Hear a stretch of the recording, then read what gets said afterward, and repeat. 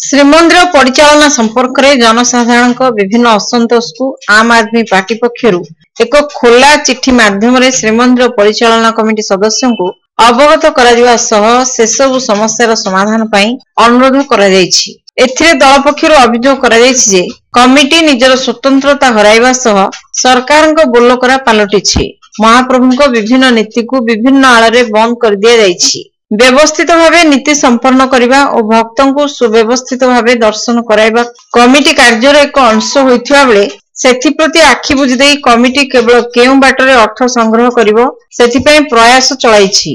श्रीमंदिर परिचालना कमिटीर सदस्य माने महाप्रभु को काठ कंढेई बोली भाबी सारलेणी। कार्तिक पूर्णमी रे श्रीजीव माने अनिद्रा रहिथिले। आसंता डिसेंबर 31 तारिख राति रे पुनर्बार सेभଳି हेबाकू जाउछि। नीतिकांति संपर्क में पुरी शंकराचार्यों परामर्श नि रघुनाथ बेश करा न जिबा भक्त मानक मनरे गभीर आघात देइछि। चारिद्वार खोला न जाई केवल सिंहद्वार दे भक्त मानक छड़ा जाउथिबारु बहुत दूर दूरांतर आसुथिबा भक्त दर्शन वंचित हेउछन्ति। ओडिशा बाहर श्री जगन्नाथ जमीर रक्षणाबेक्षण ठीक भाव में हेउनाही। मठबाड़ी गुड़ी को भांगी दिया जाइथिले मध्य परिचालना कमिटी नीरव रहिला। कमिटी सरकार हाथ बारिश भली कार्य करिबा कमिटीर स्वातंत्र उपरे संदेह सृष्टि करुछि।